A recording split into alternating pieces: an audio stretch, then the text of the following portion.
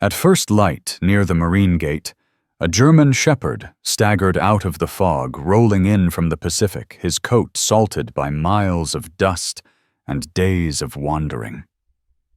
Around his neck hung a battered metal tag scratched with the words, "If you're reading this, I made it." He was never meant to cross that last stretch, but he chose the flag as his finish line. What followed would turn a supply room into a refuge, hardened Marines into silent guardians, and a lost shepherd into Ranger, the living heartbeat of a base. This story will break you, and then make you believe in second chances for men and for animals the world tried to forget. Dawn slid across San Diego like a pale silver lid, the cool marine layer pushing inland, wrapping eucalyptus and barracks as though the ocean itself had marched in for inspection. Flags snapped twice at Camp Pendleton's main gate, then settled into a steady flutter, red and white, cutting through the mist. And in that strange half-light, too pale for day, too honest for night, a figure lay crumpled at the edge, where civilian road met marine ground. Jack Carter, tall and long-limbed, carried himself with the discipline of a man who had spent years in the hard places. A thermos cooled in his hand, and the old ache behind his ribs never let him forget who he had lost. His face was the kind built for silence, square jaw, gray eyes that could flash into a smile, but lately held steady calm, short brown hair brushed neat, already freckled with salt from the mist. He moved with the quiet grace of someone who would stand until others found the strength to sit. Jack kept his sleeves rolled snug over corded forearms, a habit born of combat zones, where loose cloth snagged on steel. To most Marines, he was the steady center of a storm-firm patient, the one who remembered names and details. What they never saw, what the morning air knew, was the small crack in him, carved by a name, a date, and a place on a map where someone had fallen beside him and never returned. That weight hung from him like cold dog tags against skin. From the guard booth stepped Billy Knox, barely out of his teens' freckles, on his grin, sandy hair that refused to obey regulation. His brown eyes carried a rookie's hunger to prove himself, and though a touch pigeon-toed in his boots, he held his rifle like a promise. "Morning, Staff Sergeant," he said softly. Jack only nodded toward the shadow crumpled near the base of the steps, set his thermos aside, and stepped into the fog. What he saw first were the eyes stripped of fear, stripped of fever, eyes carrying a weary honesty too old to fake. Then the German Shepherd came into focus, fur-matted with salt and dust saddle, brown faded to storm-gray ribs, sharp as hangers lifting skin with each breath. One foreleg bent wrong, as if it had given out mid-command. Not young, not ancient, maybe 7 or 8 years if Jack read the teeth right. Muzzle-frosted ears pricked forward with stubborn dignity. The dog breathed shallow and careful, each inhale counted like rounds of ammunition. Yet his gaze stayed level meeting Jack's, without plea, as if measuring the man not for pity, but for courage. A cracked leather collar old as coffee grounds clung to his neck, carrying a hand-etched tag, letters cut jagged with some pocket knife. "If you're reading this, I made it." Billy dropped to one knee without thinking, fingers spread in a quiet gesture meant to shrink himself. "He's down hard, Staff Sergeant," he murmured. Jack lifted a hand, not a command, but a benediction to stillness. "Give him air," he said, and even the fog seemed to obey. The light climbed a little higher, pulling shadows back from the asphalt, setting flags aflame in red again. Jack knelt forearms resting on his thighs, careful not to loom. In a voice worn smooth from alleys overseas where boys too young carried steel meant for men, he said, "Hey, buddy." The shepherd's ears flicked a fraction of a turn. Jack wasn't a man who wasted softness, but he knew mercy spoke on a frequency only the broken could hear. He let his voice hold steady, a bridge the dog could choose to cross. The shepherd's nose twitched, catching the salt oil coffee, the faint iron of blood, and the steady truth of a man who showed up. Collar's old Billy whispered, "No base tag. No chip band." Jack reached, then stopped an inch shy of fur. He waited the pause, shaped like respect. The dog closed the distance himself, blinked slow, and let the touch land. Warmth traveled up Jack's hand, straight into the part of his chest that had forgotten it was still a heart until now, when something cracked it open again. Beneath the shepherd's coat lingered the smell of highway dust and fence lines a week of wind caught in his fur, and the faint ghost of a hand that had once scratched his ear, but never finished. The tag on his collar clicked softly when Jack Carter's knuckle brushed against it. He lifted it between his fingers. The message was stark, like scripture. If you're reading this, I made it. Made it where? Through what? How many nights of emptiness, how many fences crossed? A gust of wind pressed against the gate, and somewhere on base a bugle stumbled through a practice line before falling silent. The flag overhead stopped its lazy flutter and snapped tight, decisive. Jack felt it grounding a sense that the dirt beneath him claimed him as its own. "Water," he said quietly, and Billy Knox was already sprinting off, long legs ungainly in a body still catching up to its height, the back of his blouse dampening where the fog kissed it. Jack brushed the shepherd's muzzle with the heel of his hand. Not a stroke, just a presence. The dog exhaled, then not a whine, not a groan, but a long, weary sigh that sounded to Jack like a door closing softly in a house that had been too loud for too long. Memory came uninvited. Another door, another morning. Rufus Lane cracking the worst jokes with perfect timing, laughing so hard he'd spilled his eggs, and 4 hours later he hadn't made it back for lunch. Jack recalled how the Marines had moved with violent precision because that was their duty, and afterward, when the quiet fell heavy, a stray with a white-tipped tail had wandered into their makeshift post, rested her head on his knee for a single minute, as if time itself could be a bandage. Some kindnesses are not optional, he thought. Billy returned with a canteen and a disposable bowl swiped from the booth's stash. He set them down and looked to Jack for the signal. "Slow," Jack said. Billy poured just a ribbon of water into the bowl. The shepherd's tongue flicked once, twice, each lick measured like a soldier rationing what little he had. "Good boy," Billy whispered, his voice. Low cheeks reddened by the cold, and by a tenderness he couldn't disguise. This was how a boy became a Marine, by learning that sometimes gentleness is the bravest kind of force. At the crosswalk beyond the fence, a jogger slowed, taking in the sight. 2 Marines kneeling, a shepherd laid out at their feet, a flag holding its ground in the damp morning, and wisely chose not to intrude. Some moments don't need witnesses, only guardians. "You see the etching?" Billy asked, squinting. Jack tilted the tag into the light. "I see it," he answered, and something in his face shifted, subtle but decisive. The mark of a man choosing what kind of day it would be. "If you're reading this, I made it. Not a plea for rescue, but a report of arrival." That difference mattered. His finger slid under the collar, checking for burns, bruises, the cruel bite of hidden wire. There was nothing, just leather and will.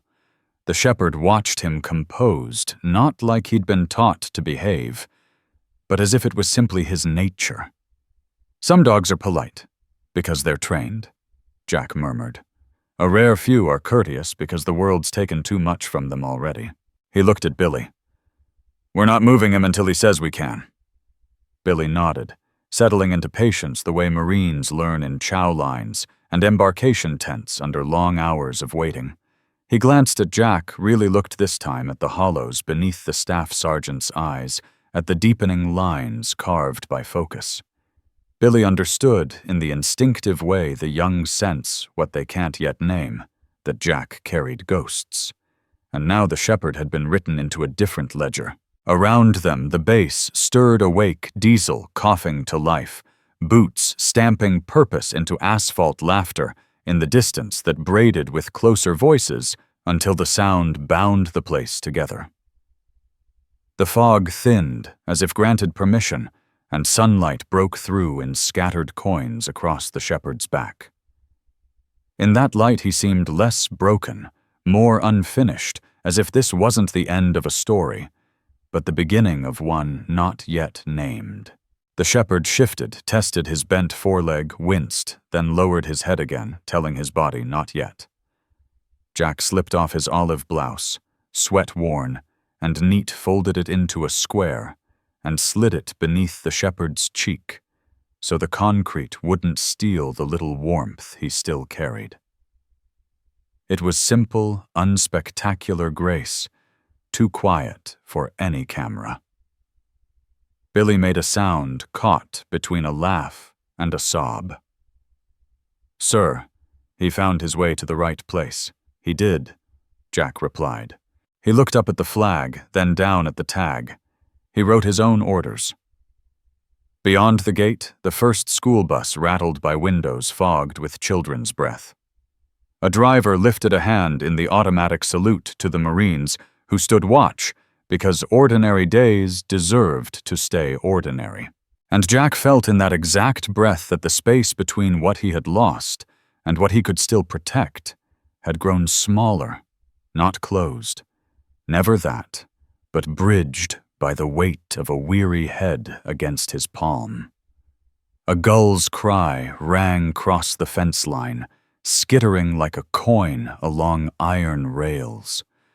Somewhere an instructor's cadence built into rhythm, counting boys toward manhood before noon. Jack Carter thought to himself that some arrivals feel less like chance and more like a homecoming. The shepherd drew in a breath, then another steadier now, and lifted his gaze to meet Jack's. In those eyes, Jack saw something he recognized from his own reflection. On the hardest mornings, a choice to keep going. The fog unraveled from the ground, the flag above them caught full wind, and Camp Pendleton woke to its day. Beneath the shadow of the watchtower, a seasoned staff sergeant and a young Marine kept silent vigil over a stranger who had walked a city just to collapse in the shelter of a badge and a promise. Jack's hand rested on the collar thumb pressed against the scratched tag, and in that stillness, the next breath belonged to all three of them. As the sun rose higher, it washed the base in burnished light. Diesel engines coughed awake, drill instructors' cadence bounced between squat barracks and echoing chow halls. Near the east wing behind the mess hall, with its smell of starch and eggs, sat a small supply room wedged between kitchen and laundry. It wasn't meant for guests, least of all, a four-legged one, but today it would serve. Jack Carter, still carrying the weight of too many old deployments, led the way. His boots struck a steady rhythm across the concrete path. In his arms he held the shepherd, the animal's body far too light, bones sharp under matted fur, breath shallow but steady. Billy Knox trailed close behind, clutching a folded blanket from the guard booth, his young face alive with both worry and awe. To him, this wasn't routine. It was a story already shaping into legend, the morning a battle-worn dog stumbled out of nowhere and landed in their care. Inside the supply room smelled of cardboard detergent and stored rations. Fluorescent lights buzzed, throwing a dull glow across shelves stacked with fatigues and supplies. Behind the counter, May Whitlock, the quartermaster, worked her clipboard with practiced precision. May, mid-40s, lean and weathered, carried lines etched deep from sun and years of service. Gray threaded her short hair at the temples. She had the look of someone who ran a tight ship, but could surprise you with a touch of softness when no one else was looking. A convoy accident years back had left her with a limp, but it never slowed her drive. It only sharpened her determination to make sure Marines got what they needed. She looked up, eyebrows raised at the sight of Jack carrying the limp shepherd. "What on God's earth have you dragged in here, Staff Sergeant?" she asked, voice dry, but edged with curiosity. Jack adjusted his grip, careful not to jar the dog's twisted leg. "Found him at the gate. He's in rough shape. Needs a place to rest." "Supply rooms aren't kennels," May muttered, though her eyes softened at the sight of the ribs rising and falling. She sighed, then pointed toward a cleared corner where folded blankets were stacked. "There. At least give him something better than concrete." Billy was already on his knees, fumbling to spread the blanket. Jack lowered the shepherd gently onto the fabric, the dog curling himself into a cautious semicircle, half-lidded eyes twitching at the strange new scents of soap and starch. May shook her head, grabbed a stainless steel bowl, filled it at the dispenser, and slid it across the floor. "Don't say I never helped." The shepherd raised his head, lapped once, twice, each movement deliberate the way a soldier saves his strength. Billy darted out, returned moments later with leftover rice and plain boiled chicken scavenged from the mess hall. The shepherd sniffed, then ate. Not desperate, but measured chewing like dignity mattered more than hunger. "Look at that," Billy whispered, as though too loud a word might shatter the moment. "He eats like he's been to more tables than we'll ever see." Jack crouched beside him, studying the frame beneath the dust and fur. Not a stray's manners, he agreed. Somebody raised him with discipline. His fingers brushed the worn collar again, pausing at the scratched words on the tag.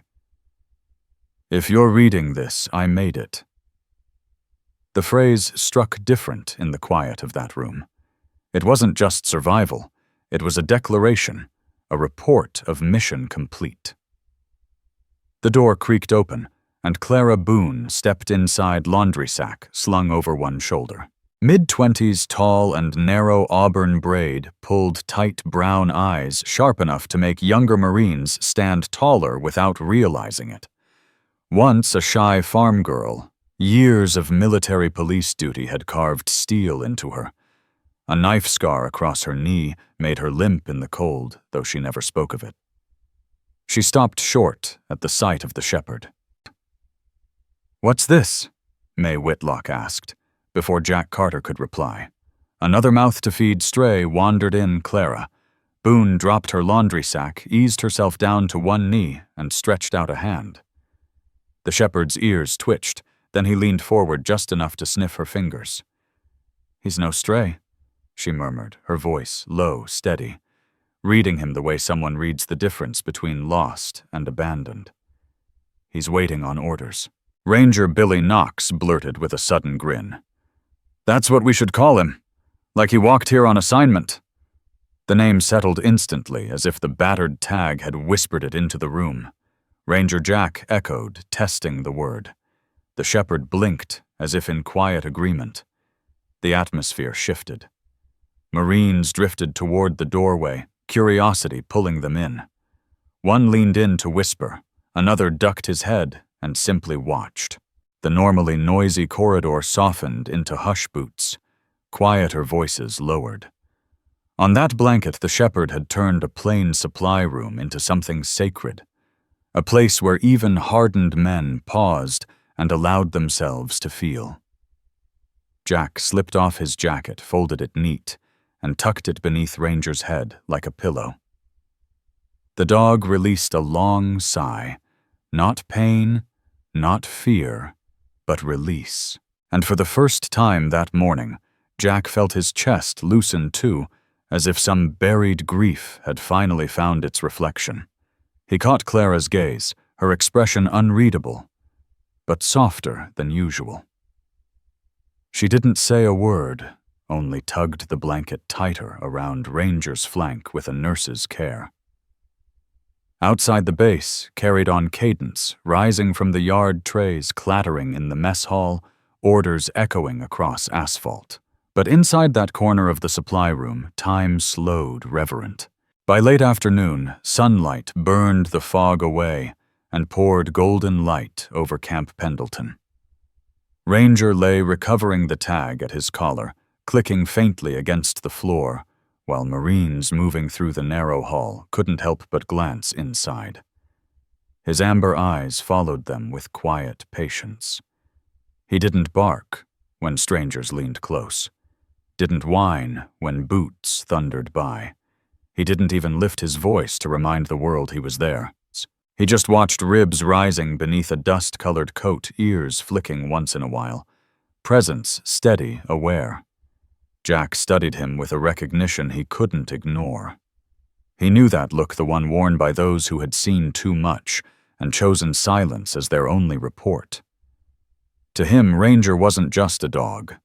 He was a veteran who no longer narrated, only endured. Around base, people noticed. Marines aren't used to silence. Their days are barked into cadence, carved into drills framed by rifles, slamming racks and trays clattering in chow lines. To have a creature among them who met all that noise with stillness, it carried a weight of its own. That evening, as the squad trudged back from field drills, Ranger shifted closer to the doorway. His injured foreleg bent awkwardly beneath him, but he refused to stay hidden in the corner. He placed himself where every Marine had to pass a sentinel taking post without being asked. Billy Knox spotted him first, sweat plastering sandy hair to his forehead blouse, streaked with dust. He collapsed onto the bench opposite Ranger, groaning dramatically as he unlaced one boot.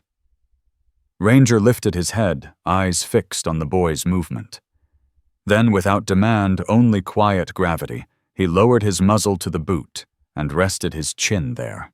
Billy froze, lips parting, then laughed under his breath. "You serious? You just know when we need it, huh?" His voice cracked with exhaustion, stretched thin by the day. That gesture steadied him in a way no order could. Word spread quick. By the next rotation, Marines started to expect it. After long runs, after brutal drills, after debriefings that left shoulders heavy, Ranger would be waiting. He asked for nothing, gave no speeches, but each man walked away lighter, as though he had carried a bit of their burden himself. Later, Clara Boone lingered at the doorframe, the low sun sketching her silhouette. Auburn braid hanging loose, her eyes softened as she watched Ranger rest his head once more against a boot. "He acts like he's been through boot twice already," she said evenly, humor curling beneath the firmness, knows exactly when to show up and when to stay quiet. The Marines chuckled. Billy grinned.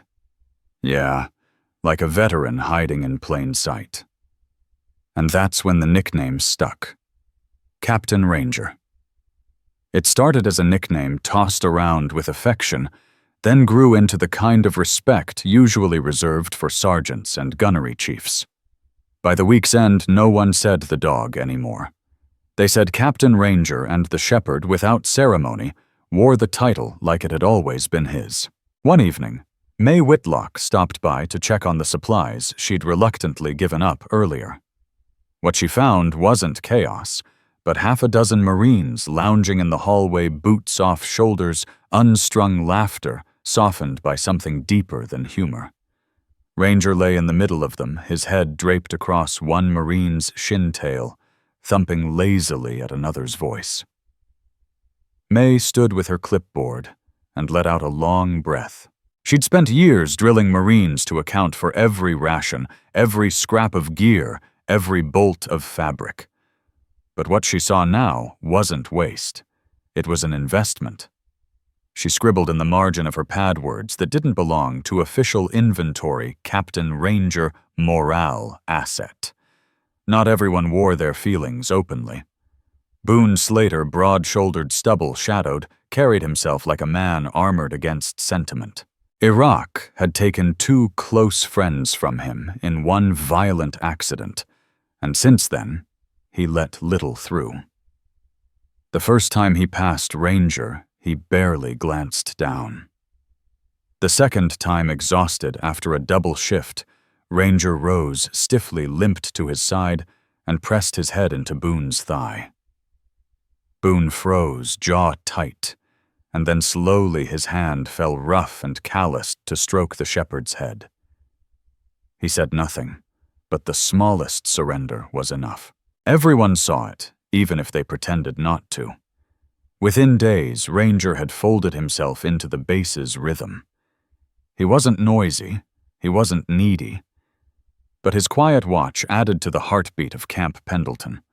Some swore he could read when a man carried too much. Others joked he just liked parking himself where the boots came by. But all agreed he was different. He didn't act like a dog. He acted like one of them. Jack Carter felt the truth settle heavy inside. He'd watched Marines carry their loads until they broke. He knew silence was often mistaken for strength until it hardened into isolation. But Ranger's silence was something else. It was presence. It carried without crushing. Jack never said it aloud. He simply let the sight of the shepherd mend a part of him that had been raw since Rufus Lane was lost. By week's end, even the officers who didn't tolerate distractions let Ranger be. Nora Blevins, sharp-eyed and stern, paused at the door one evening. "Keep him out of the chow line," she said. "Otherwise, I see no problem with Captain Ranger standing watch." From her, it was as good as a medal.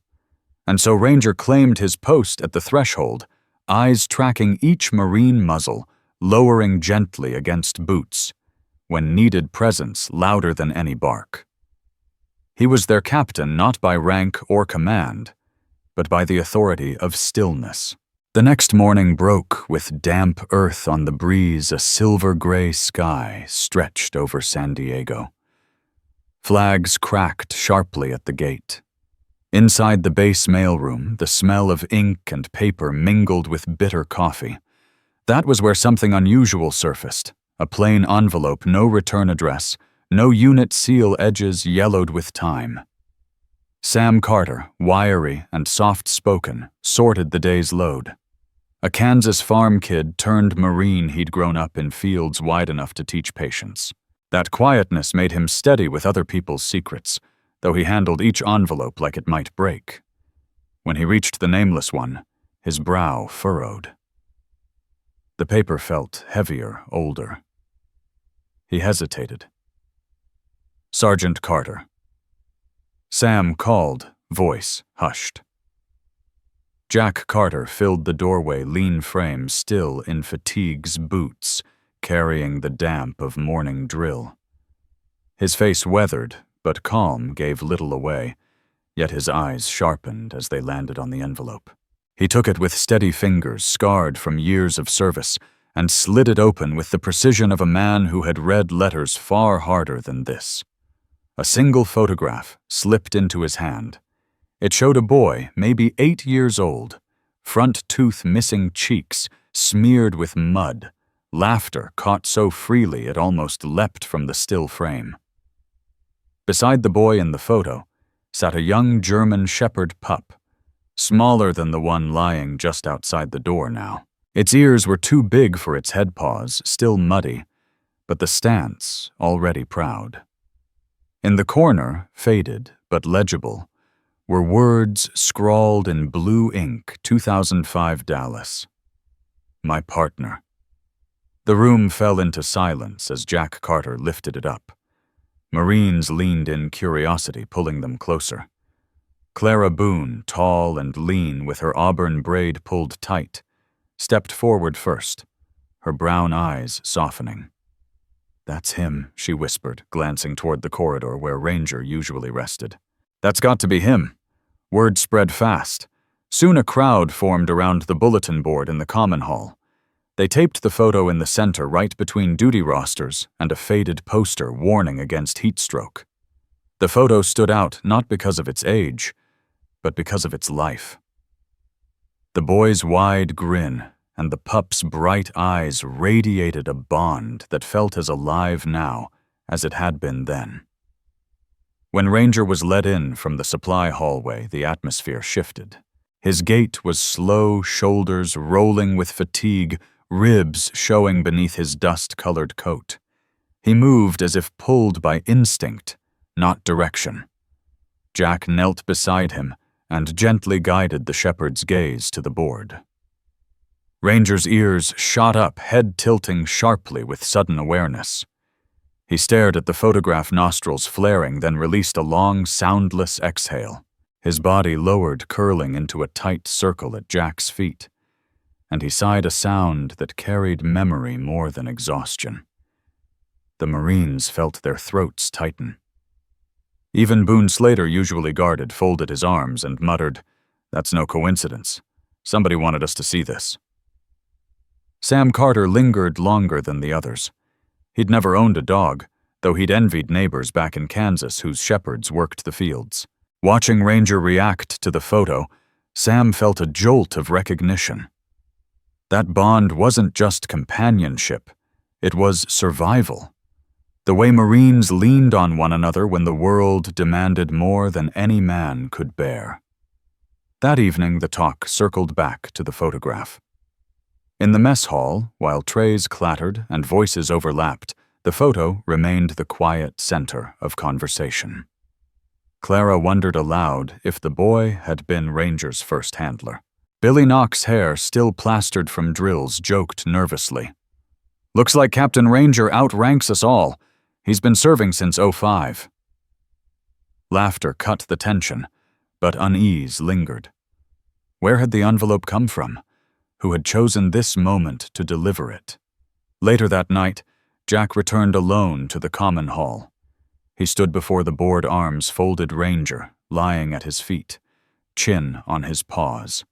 The shepherd's eyes, half-lidded with fatigue, flicked toward the photograph every few breaths. Jack felt his own ghosts stir Rufus Lane in the desert. The silence afterward, the sound of loss that never left. The sigh Ranger had given earlier in the day felt too familiar, the sound of carrying grief too long. The lights dimmed to night mode, the photo glowing faint in the muted hallway. Jack placed his hand gently on Ranger's head. "Who were you trying to reach, old boy?" he whispered. Ranger gave no answer, but his presence was weight enough. By morning, the photograph was no longer just paper pinned to a board. It had become a thread, pulling the Marines toward a story older than their routines, a mystery woven into the shepherd's amber eyes.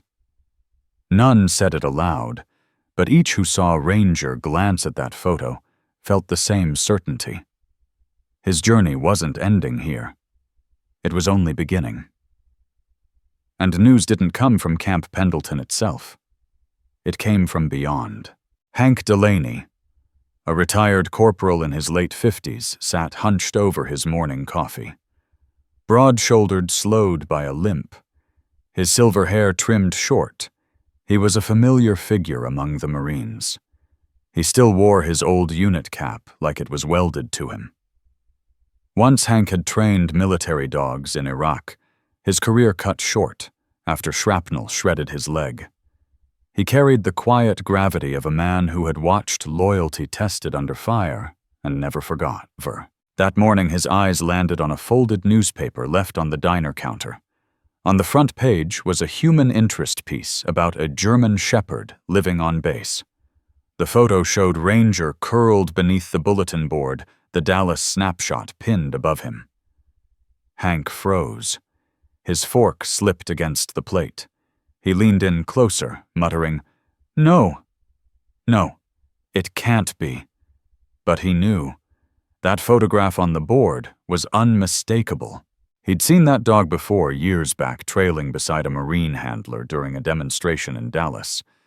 And he remembered the name once spoken with pride, Wyatt McAllister. Hank Delaney didn't waste a second. That afternoon, he rattled up to the Camp Pendleton gate in his dented pickup and asked for Jack Carter. When Jack arrived, still damp from training drills, Hank shoved the newspaper out with a trembling hand. "That shepherd of yours," he rasped. "I think I know who he is." Wyatt McAllister was a Marine canine handler, Dallas unit early 2000s. He's here in San Diego, been living quiet since his wife passed. If that's the same dog, you need to find him. Jack listened skeptical but respectful, piecing it together. The inscription, 2005, Dallas. My partner, the shepherds, bearing the photograph. He thanked Hank, made calls, and within days a name surfaced. Wyatt McAllister, 71. Retired Marine Corps canine handler, listed at an address just outside San Diego. The day Wyatt came to the base, the sky was overcast, the ocean wind pushing gray clouds inland. Marines gathered loosely near the common hall, murmurs running through them like a current. Then the figure appeared at the gate. Once tall, now stooped his frame gaunt beneath a faded green jacket. His limp was pronounced each step, measured his cane, thudding softly against the pavement. His face was carved deep with lines, not just from age, but from years of grief. His pale blue eyes searched the base with a look torn between longing and dread. Wyatt had been a Marine once, full of grit and fire. He'd trained countless dogs for service, leading them into combat zones where their instincts meant life or death. But time had stripped him down. His wife, Evelyn McAllister, had died 5 years earlier, hollowing out his days, and the sudden disappearance of his last companion, Rex, had left him adrift. In town, folks described him as polite, but withdrawn, a man loyal still to ghosts. As Wyatt approached, Jack stepped forward. "Mr. McAllister," Jack said, voice steady. Wyatt's grip tightened on his cane. "They told me you found a shepherd." His voice cracked on the last word. "Said he might be mine." From the corner, Ranger stirred. He had been curled tight, his breathing shallow, but as if summoned by something deeper than sound, his head lifted. Amber eyes locked on Wyatt with a force that stopped every Marine cold. The old dog's body trembled as he rose, hind legs, faltering ribs quivering beneath his worn coat. Yet he pushed forward step after aching step, tail wagging heavy and deliberate, like a drumbeat, long silent, but never forgotten. When he reached Wyatt, there was no pause. With a final surge of will, Ranger closed the distance and pressed his head into the old man's chest. Wyatt's cane clattered to the concrete as he dropped to his knees with a grunt, arms wrapping tight around the shepherd fingers buried in coarse fur, as if anchoring himself to life again. "Oh my God," Wyatt whispered, his voice breaking into sobs. "You're still alive." The Marines froze, their usual noise muted into reverence. Clara Boone pressed a hand to her mouth, eyes wet. Billy Knox muttered under his breath, "Damn, that's his dog." Jack felt his throat tighten. He'd seen reunions between soldiers, knew how combat forged bonds, even death struggled to sever. But this was different. This was years collapsing into a single embrace, grief and joy tangled together in the space between man and dog. Wyatt cradled Ranger's muzzle in both hands, studying him, confirming every detail. "Rex," he said softly, the name spilling out like a prayer. The shepherd licked his chin, a low whine, rumbling from his chest. Not pain, but recognition. Later, seated in the common hall, Wyatt shared his story. His voice shook, but there was strength behind it. After Evelyn passed, he began staring down at the table we moved. Rex got spooked during the move, slipped out the yard. I searched flyers, shelters, weeks on end. Nothing. I figured he'd found a quiet place to lay down and not get back up. His hand shook as it brushed Ranger's head. I never imagined he'd find his way here." The Marines didn't interrupt. They sat in silence, the weight of his confession binding them all. Outside the window, the flag snapped in the gray wind. Inside, an old Marine and his shepherd leaned against each other, one frail but unbroken, the other battered but resolute. Their bond unshakable. The base, so often alive with shouts, drills, and marching boots, had gone still as if the very air understood that this moment belonged only to them. By the time Wyatt McAllister sat down with the Marines in the common hall, the rain had cleared, though the scent of wet pavement still drifted through the open windows. The hum of the overhead lights spread across the scuffed wooden table, where mugs of black coffee sat untouched. At Wyatt's feet, Ranger lay with his chin resting across the toe of his owner's boot, amber eyes half shut yet sharp whenever Wyatt moved. Around them, Marines had formed a quiet circle. Jack Carter stood a step back, his gray-blue eyes steady. Clara Boone leaned against the wall, arms crossed. Billy Knox perched on a chair, its legs creaking under his restless weight. Even Boone Slater was there, shoulders broad, face hard, silent as stone. Wyatt's face, framed by wisps of thinning white hair beneath his cap, looked older in the fluorescent glow.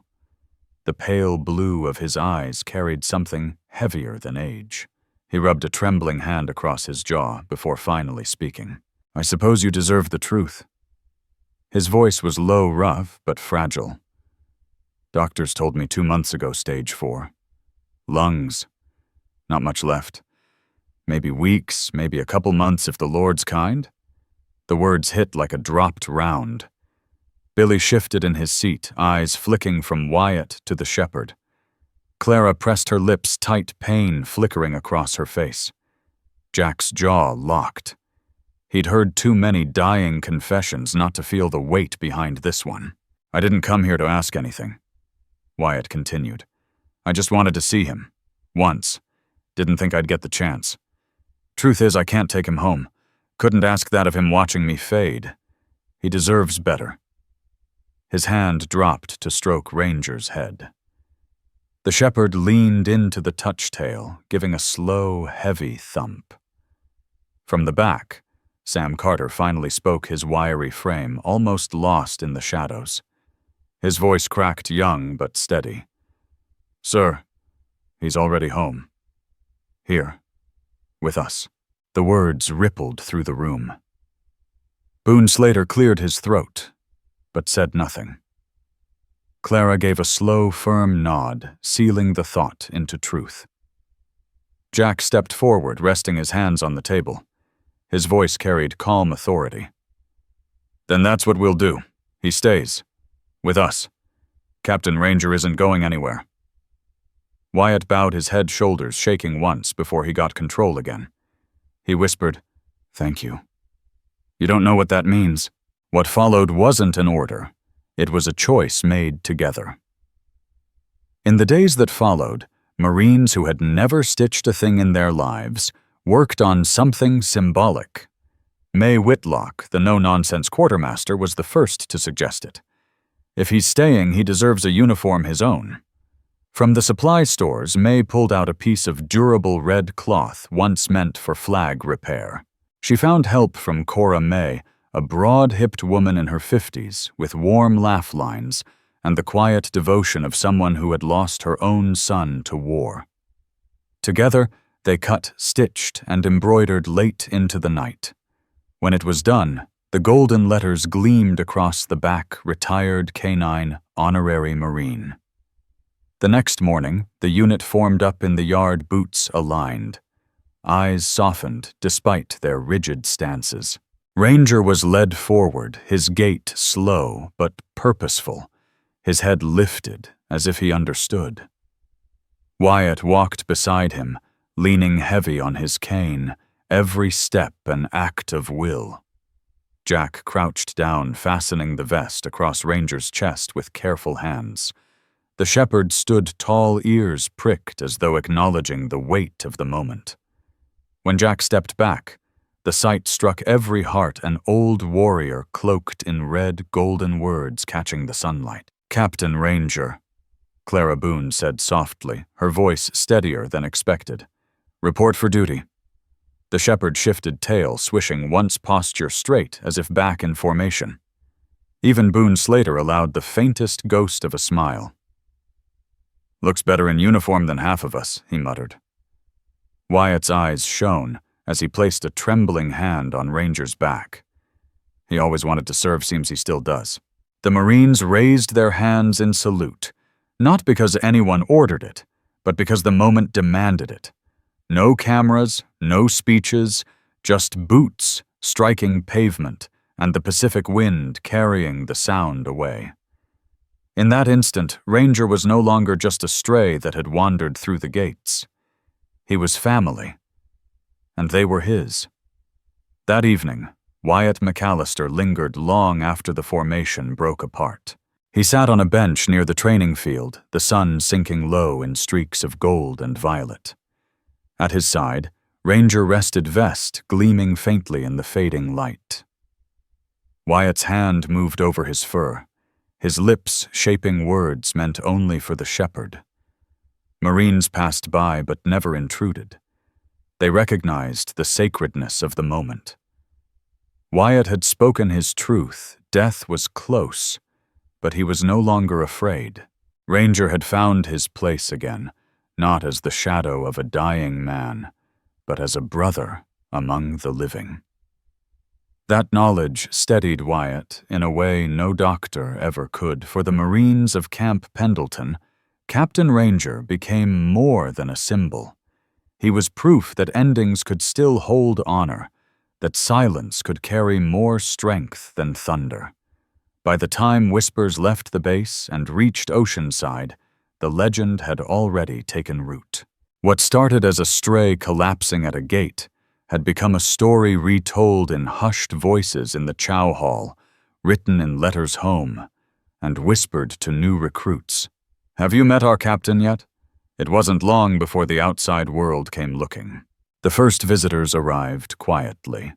Walter Briggs, a retired sailor in his late 70s, shoulders still squared from decades at sea, though illness had thinned his frame, and his wife, Edna Briggs, small and bird-like, with bright eyes and neatly wound gray hair.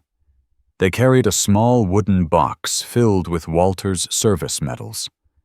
"We just wanted to pay our respects," Edna said softly as she stroked Ranger's muzzle. The shepherd tilted his head, closed his eyes briefly, and Walter let out a quiet laugh. "Feels like he's sizing me up like a real captain would." From there, the visits multiplied. Teachers brought school children eager to show them more than parade drills and polished rifles. One freckled girl with fiery red hair, Lily Rose, only 7, stepped forward shyly with a crayon drawing of a dog in a Marine vest. "This is for you, Captain," she whispered, placing it beside him. Ranger sniffed, then wagged his tail in a slow, deliberate rhythm. The girl giggled, leaning close. "I used to be scared of soldiers, but you're different." Clara Boone, standing nearby, caught those words and blinked hard, her tall frame stiffening against the sudden surge of emotion. For a woman who had lost her brother in Afghanistan, hearing a child connect hope, not fear, to a uniform felt like balm she had never expected. Jack Carter watched the tide swell. Veterans arrived carrying patches, faded photographs, even dog tags they hadn't touched in years. One Vietnam vet, bent with age, but proud, knelt beside Ranger and placed a tarnished bronze star at his paw. "For all of us who made it home, and all of us who didn't," he said quietly. The shepherd lowered his head until his nose touched the medal, and a hush swept the crowd. Recognizing the need for something more formal, Jack and the Marines made a decision. They would hold a gathering Rangers' Day, Not a parade, not for spectacle. Just a moment for anyone who wanted to come. May Whitlock, ever the strict quartermaster, took charge of preparations, her sharp face betraying no emotion as she ordered the chairs and flags into place. Yet those who knew her noticed her boots gleamed that day, polished until they shone a quiet salute. When the day came, families streamed through the gates. Children carried posters, veterans wore caps embroidered with the names of units long gone. Even local firefighters and police officers showed up in uniform, their badges catching the sun. At the center of it all lay Ranger, resting on a low platform draped with the Marine Corps flag. His red vest had been brushed clean, golden letters glinting in the afternoon light. The ceremony began in silence. Marines lined up, saluted once, then stepped aside. The civilians could approach. A boy placed a toy soldier. A mother set down her son's photo in uniform. An old man laid a worn unit patch. Each offering was met the same way, Ranger's steady eyes, the soft thump of his tail, the quiet warmth of presence. At last, Jack Carter stepped forward, his voice carrying across the still crowd. Some heroes shout, others fight, but some heal just by staying. Captain Ranger is one of those. He reminds us that courage isn't always noise. Sometimes it's silence, and the choice to keep showing up. The crowd answered not with applause, but with bowed heads, misted eyes, and the kind of silence that speaks louder than cheers. Near the end, Lily Rose returned this time in her Sunday dress, clutching a daisy crown she had woven with her classmates. Her small hands shook as she set it carefully on Ranger's head. She leaned in freckles, brushing against his muzzle, and whispered, "You make me not afraid anymore." Jack Carter heard it, and so did Clara Boone. Neither said a word, but the moment carved itself into memory as permanent as any medal ever pinned to a uniform. As the sun dipped below the horizon, painting the sky in streaks of orange and violet, no one wanted to leave. Marines and civilians lingered together, bound by the quiet presence of a shepherd who had taught them more than orders ever could. Ranger had become more than a Marine's dog. He was a living reminder that healing sometimes comes on 4 legs, wrapped in silence and steadfast loyalty. And so what they began to call the Ranger effect spread outward, leaving Camp Pendleton and seeping into Oceanside, into kitchens, into letters home, into the hearts of strangers. Presence, they realized, was its own kind of salvation. That winter came soft to California, not snowbound and brutal like the East, but with a coastal chill that frosted the morning's silver. The parade grounds fell quiet beneath gray skies, cadence drills muffled by the wind sweeping in salt from the Pacific. With the chill came an unspoken heaviness. Everyone saw it. Captain Ranger, once a steady sentinel by the doorway, now slept more than he stood. His breaths came shallow, his red vest rising and falling like the slow pull of the tide. Inside the common hall, beside the old stove that glowed against the cold, they gave him his final post. A thick blanket patterned with paw prints stitched by Cora May, the same seamstress who had embroidered his honorary vest, was laid beneath him. His fur had thinned muzzle now, nearly all white, but those amber eyes still burned with quiet dignity. At night, when Jack Carter knelt beside him, Ranger would lift his head just enough tail-tapping, "Once I'm still here, Sergeant." The Marines shifted their routines, no orders needed. Sam Carter left a piece of toast on a napkin every morning. Clara Boone sat cross-legged after drills, humming softly the same tune her brother had sung before his last deployment. Boone Slater, who rarely showed his heart, lingered in the evenings, scratching behind Ranger's ears when no one was watching.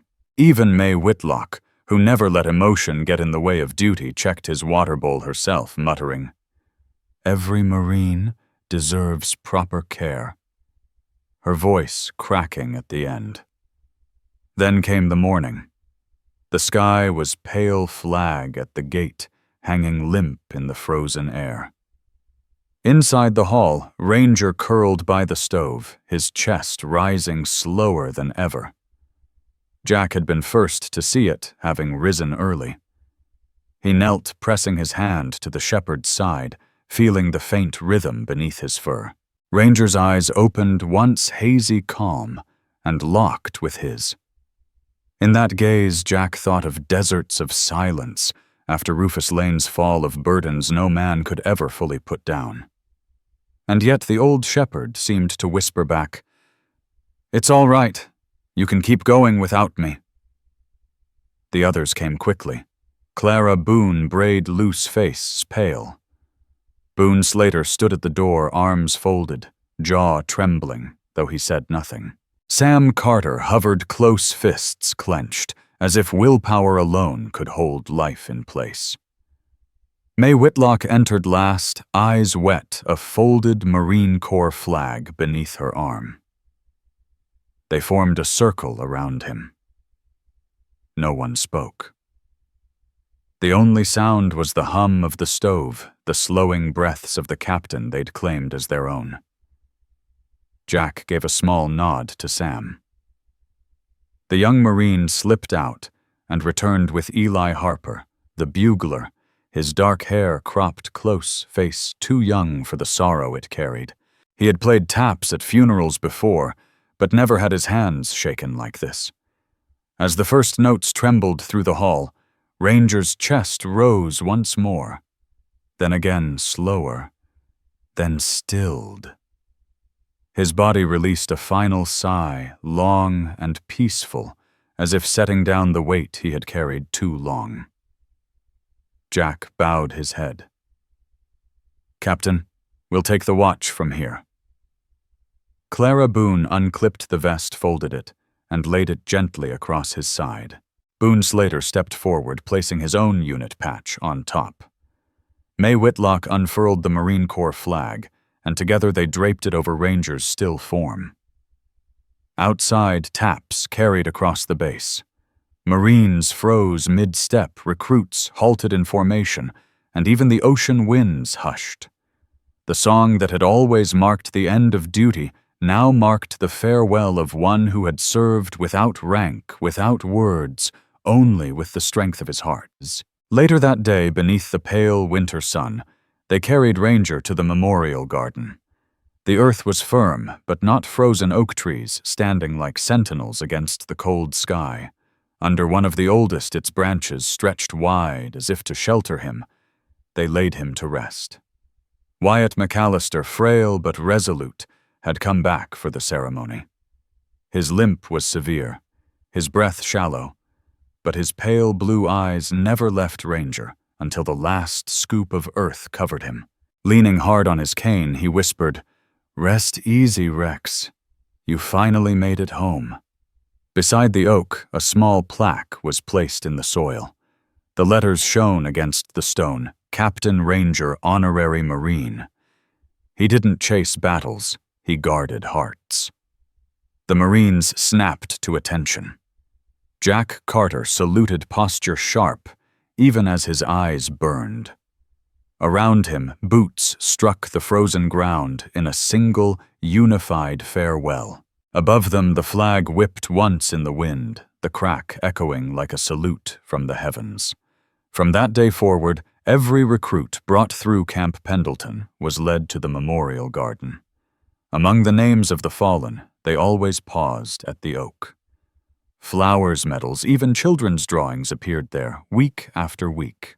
And each was told the story of Captain Ranger, the silent shepherd, who taught hardened warriors that the deepest kind of courage wasn't in combat, but in simply staying beside one another. In the end, Ranger left more than memory. He left a way of living, quiet presence, holy work. Not every miracle arrives with fanfare. Sometimes it comes on tired paws in a soft sigh by a stove, in the way a room grows gentler because a loyal heart refused to leave. Many call it chance. Some call it luck. I call it grace. Grace in the way a child lays down her fear. Grace when a veteran finally sets aside an old weight.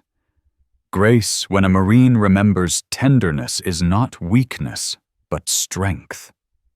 That is where God slips in, not to erase the hard things, but to walk beside us while we carry them.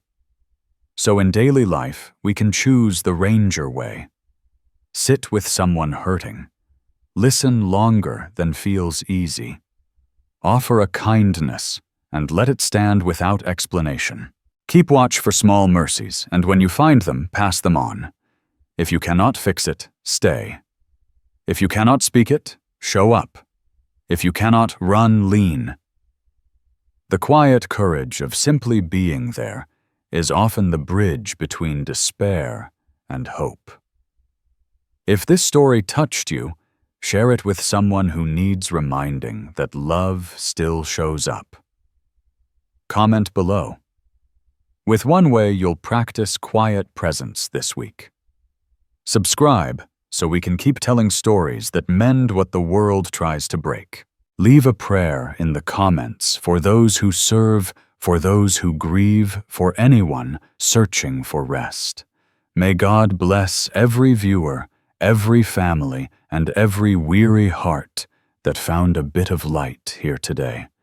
And if you believe faithful love still changes lives, write Amen in the comments and pass the blessing forward.